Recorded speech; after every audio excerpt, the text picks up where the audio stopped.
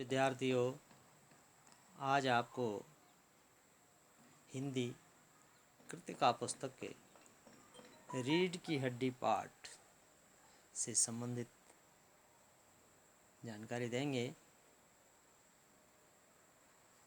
पाठ का जो मुख्य उद्देश्य है और जो सार है उसे आपको समझाएंगे, बताएंगे और सार समझने के बाद आप लोगों को अपनी पुस्तक में रीढ़ की हड्डी जो पाठ है उस पाठ को ठीक से पढ़ना है पूरा। तो रीढ़ की हड्डी पाठ जो है जगदीश चंद्र माथुर जी ने इस पाठ को लिखा हुआ है। इसके लेखक जो हैं जगदीश चंद्र माथुर हैं। पाठ का सूक्ष्म परिचय पहले समझ लेंगे। यह पाठ जो है स्त्री शिक्षा को लेकर के सदैव से समाज दो खेमों में बटा रहा है। एक स्त्री शिक्षा का पक्षपाती रहा है और दूसरा रहा है विरोधी। आज भी रूढ़िवादी प्रथा का ही जो पुराने बुजुर्ग हैं इस प्रकार के भाव रखते हैं कि भाई लड़की को अधिक नहीं पढ़ाना चाहिए। तो इस पाठ में स्त्री शिक्षा के लिए स्वयं स्त्रियां भी जिम्मेदार रही हैं पहले, क्योंकि वे सदैव ही पशुओं की भांति अपने विरुद्ध होने वाले जो भी निर्णय थे उनको मूक स्वीकार कर लेती थी। तो रीढ़ की हड्डी जो एकांकी है, इस एकांकी में मुख्य पात्र उमा को प्रगतिशील नारी के रूप में प्रस्तुत किया है और स्त्री शिक्षा के विरोधियों को करारा जवाब उमा के माध्यम से दिया गया है। इस एकांकी के माध्यम से लेखक ने समाज में स्त्रियों की प्रगति व्याप्त रूढ़िवादी मानसिकता पर प्रहार किया है और स्त्री की शिक्षा और उससे उत्पन्न उनके आत्मविश्वास और साहस को दर्शा करके स्त्री शिक्षा को उनके उत्थान और एकमात्र समाधान के रूप में पाठ में प्रस्तुत किया है। तो बच्चों, पाठ का सार समझ लेंगे और उसके बाद पाठ का ठीक से आप लोग अध्ययन कर लेंगे, क्योंकि पूरे पाठ का आदर्श वाचन करके पढ़ाना संभव नहीं है ऐसे, क्योंकि लंबे पाठ हैं और फिर कई दिन इस पाठ को केवल खाली समझाने में लग जाएंगे। इसलिए पाठ का सार आपको बता दे रहे हैं। उसके आधार पर उसके बाद आप पाठ का स्वाध्याय स्वयं कर लेंगे, पढ़ लेंगे पाठ को। ठीक है। रीढ़ की हड्डी जो पाठ है इसका जो उद्देश्य है आपको पूर्व में दे चुके हैं। इस पाठ को लिखने वाले जगदीश चंद्र माथुर जी ही, जो भावना प्रधान सामाजिक एकांकी ये पाठ है। इस एकांकी में वर्तमान युग की विवाह की समस्या पर प्रकाश डाला गया है, क्योंकि आज के परिवेश में भी उम्र का होता है, कई प्रकार की समस्याएं आती हैं। तो ये पाठ जो है जिसमें कन्या के पिता को वर पक्ष के सामने स्वयं को दीनहीन और छोटा मानने का विवश होना पड़ता है, ये एक परंपरा भी रही है। आज भी लोगों की मानसिकता इस प्रकार की रही है। कन्या पक्ष वालों की बीए पास सुशिक्षित कन्या है और मात्र विवाह करने के उद्देश्य से एक साधारण पढ़ी लिखी लड़की के रूप में प्रस्तुत करना उमा के पिता की मजबूरी है। पाठ में मध्यम वर्गीय दंपति रामस्वरूप और प्रेमा उमा के माता पिता हैं और वह रामस्वरूप जी अपने चित परिचित वकील गोपाल प्रसाद के पुत्र शंकर से उसका विवाह करना चाह रहे हैं। शंकर बीएससी करने के बाद लखनऊ में मेडिकल कॉलेज में पढ़ रहा है। लेकिन उसकी रीढ़ की हड्डी जो है कुछ कमज़ोर है, इसलिए वह सीधा नहीं बैठ पाता है। और गोपाल प्रसाद अपने बेटे के लिए अधिक पढ़ी लिखी बहू भी नहीं चाह रहे। उनका कहना है कि भाई मेम साहब तो रखनी नहीं है हमने, कौन भुगतेगा उनके नखरों को, ये उनके ख्यालात हैं गोपाल प्रसाद के। बस हद से हद मैट्रिक पास होनी चाहिए, हाई स्कूल पास होनी चाहिए, ये उनका भाव है। और ऊपर से मांगते हैं वह बहुत सुंदर हो, और चाहे क्रीम पाउडर लगाए, ठीक है। उमा के पिता से उनकी माँ बार बार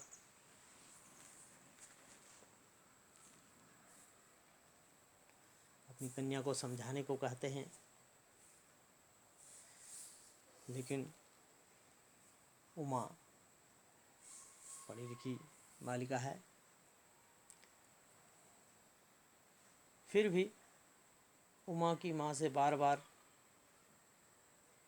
पाउडर लगाकर उसे सजने संवरने की प्रेरणा उसके पिताजी दे रहे हैं। लेकिन उमा को ये ढकोसला पसंद नहीं है, क्योंकि उसको क्रीम पाउडर लगा के सजना धजना अच्छा नहीं लगता। आज तो कई प्रकार के सजावटें करती हैं कन्याएं, लेकिन वह साधारण रूप से गोपाल प्रसाद के सामने आती है। जब देखने के लिए आते हैं लड़की को, गोपाल प्रसाद उनसे बातचीत करते हैं और उनका संगीत भी सुनते हैं। पेंटिंग सिलाई में भी उमा दक्ष है, ये सारी चीज़ें देखते हैं और खुश हो जाते हैं कि भाई लड़की ठीक है। और कई प्रकार के प्रश्न उमा से करते हैं वहाँ पर वो, क्योंकि उनके पिता ने लड़की को कम पढ़ा लिखा बताया है। उमा के पिताजी ने केवल शादी के लिए कि मेरी कन्या की शादी हो जाए, इसलिए उमा की पढ़ाई लिखाई उन्हें छिपाई। तो इस प्रकार से उमा की आंखों पर लगे चश्मे को देख करके गोपाल प्रसाद और उनका जो पुत्र है शंकर, दोनों चौंक जाते हैं। गोपाल प्रसाद पूछते हैं कि भाई पढ़ाई वढ़ाई की वजह से तो नहीं लगाए चश्मा, शक हो जाता है उनको। पर इस पर राम स्वरूप कुछ शक पका जाते हैं और उत्तर देते हैं कि जी वह तो पिछले महीने में इनकी आँख कुछ दुख गई थी, इसलिए जो है ये चश्मा लगाया है, तो कुछ दिनों के लिए चश्मा लगाना पड़ेगा। तो ऐसा बहाना बना देते हैं, ये लेखक ने दर्शाया यहाँ पर। पिता के झूठ के सामने जो उमा थी वो निरुत्तर रह गई, और गोपाल प्रसाद जो था बार बार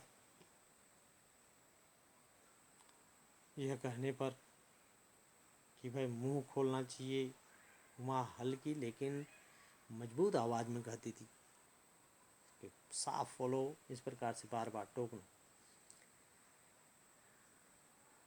तो पाठ में दर्शाया है कि उमा की बात सुनकर के पिता रामस्वरूप उसे बोलने से रोकते हैं, क्योंकि उमा को गोपाल प्रसाद के इस प्रकार के बार बार प्रश्न करने पर गुस्सा आ जाता है और उमा अपने मन की बात कहना चाहती है। तो लड़कियों के हॉस्टल की बात सुन करके गोपाल प्रसाद समझ गए।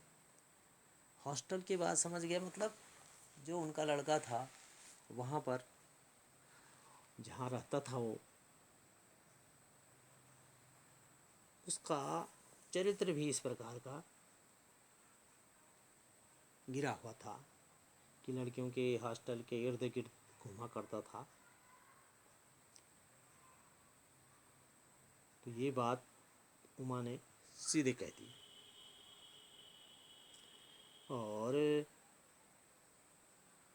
इस प्रकार से संपूर्ण एकांकी वर एवं वधू दोनों पक्षों की विविध समस्याओं को उजागर करता है कि भाई वो तो मजबूरी बस उसकी पढ़ाई छिपाने के लिए विवश हैं उमा के पिताजी, और गोपाल प्रसाद जो है केवल अपने लड़के के लिए उसको बहू चाहिए, क्योंकि लड़का उसका शारीरिक रूप से भी कमज़ोर है और चारित्रिक रूप से भी कमज़ोर महसूस होता है। तो दोनों की बातें इस प्रकार से इस एकांकी में रखी गई हैं।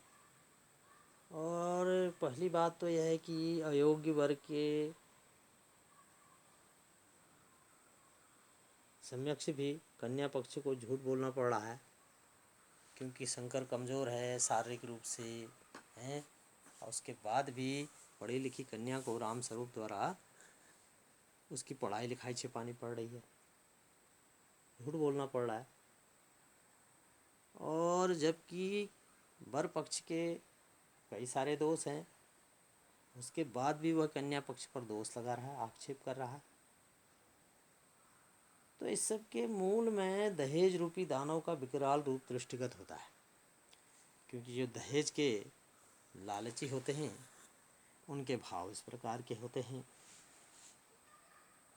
तो दहेज न दे पाने के कारण कन्या का जो पिता है